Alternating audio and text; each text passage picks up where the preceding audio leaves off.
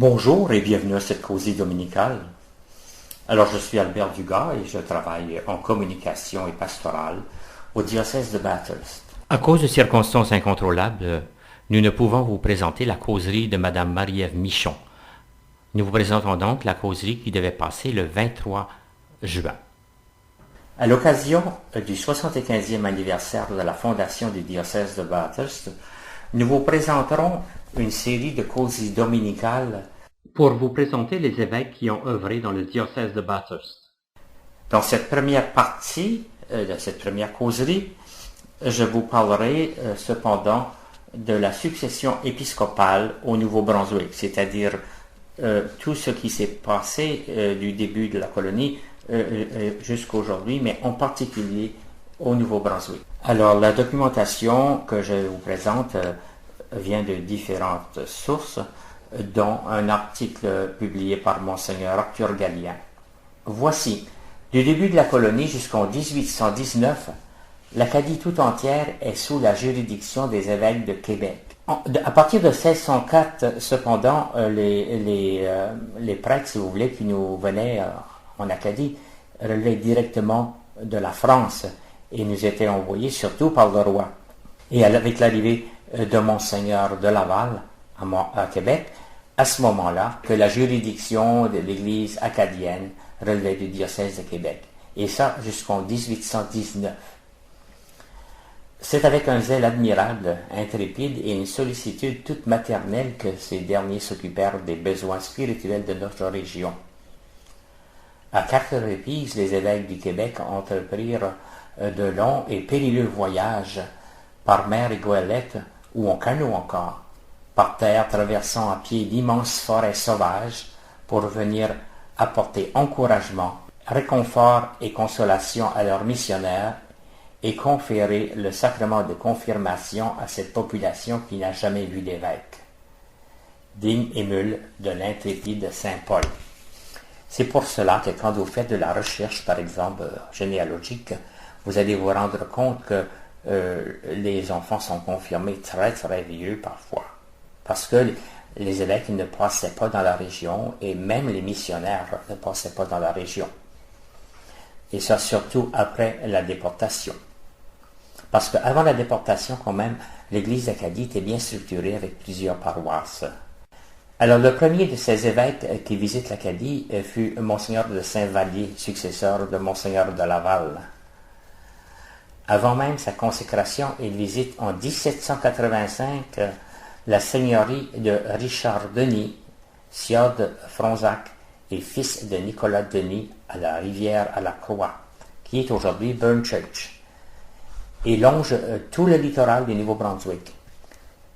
Il laisse un récit passionnant de sa visite pastorale chez nous. En 1803, Monseigneur Pierre Deneau visite toute l'Acadie. Du 3 au 8 juin 1803, il est à la baie Sainte-Marie en Nouvelle-Écosse où il confirme 402 personnes, pratiquement la population entière de la baie Sainte-Marie.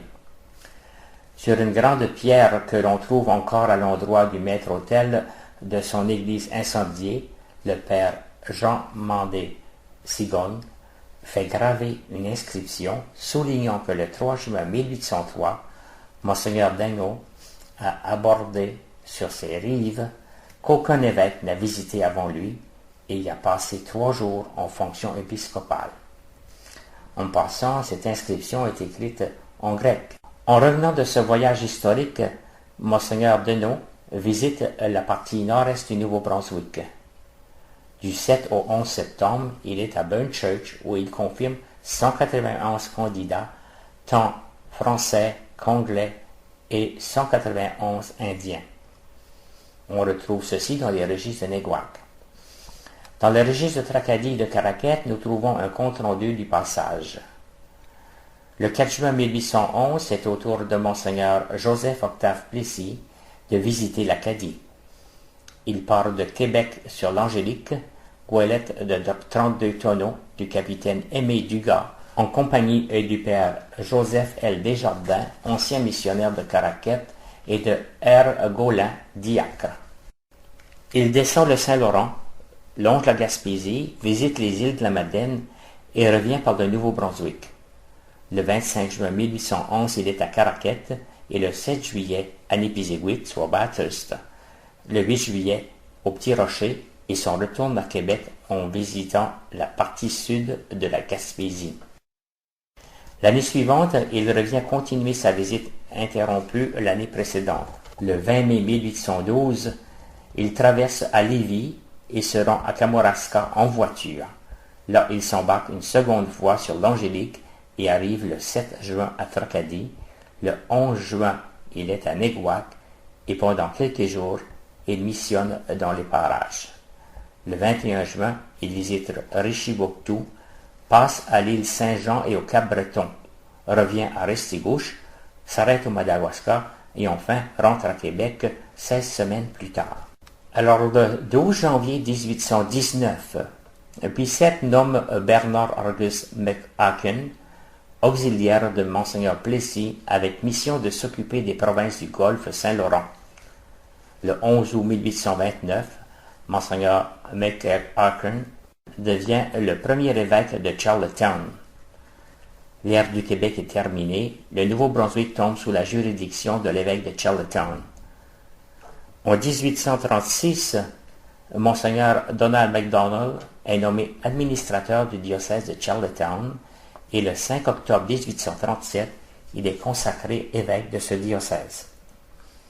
Le 20 septembre 1842, le Nouveau-Brunswick est enfin érigé en diocèse et le 11 juin 1843, William Delord est sacré à Québec sous le titre d'évêque de Fredericton. Monseigneur Delord meurt le 29 août 1851 à Saint-Jean et est inhumé dans sa cathédrale de St. Dunstan à Fredericton. En 1852, Monseigneur Thomas Conley est nommé évêque de Fredericton et ensuite il transfère son diocèse à Saint-Jean. Le diocèse de Fredericton devient alors le diocèse de Saint-Jean. Le 15 avril 1859, Monseigneur Conley est promu au siège archiépiscopal d'Halifax et le 29 novembre, Monseigneur Sweeney lui succède. Il est sacré à Saint-Jean le 15 novembre 1860. Et le 4 mai 1852, Chatham, à son tour, est érigé en diocèse, mais ce n'est que le 8 mai 1860, donc 2 ans plus tard, que Monseigneur Rogers en devint son premier titulaire. Il est consacré à Charlottetown le 15 août suivant. Lorsque Monseigneur Rogers arrive dans son diocèse, il ne trouva que 7 prêtres pour desservir son immense territoire. Mais le développement fut très rapide au cours de son épiscopat. Alors, je répète qu'il n'y avait que 7 prêtres pour administrer tout le territoire du diocèse de Chatham, donc qui partait de Chatham et qui allait jusqu'à Edmundston, Grand-Sault. Et le fait est que, avec la diminution de prêtres, bientôt, nous nous retrouverons au diocèse de Bathurst avec environ 7 ou 8 prêtres. Donc, c'est comme si on revenait à la source première. Alors voilà, en gros, les grands événements qui ont marqué l'Église en Acadie. Et voici, je vous donne l'horaire des prochaines causeries. Elles seront en juillet et août. Donc, le dimanche 7 juillet, je vous parlerai de Monseigneur Patrice Alexandre Chiasson. C'est lui qui a transféré le diocèse de Chatham à Bathurst.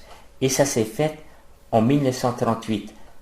C'est pour cette raison que cette année, on souligne le 75e anniversaire de la fondation du diocèse de Bathurst.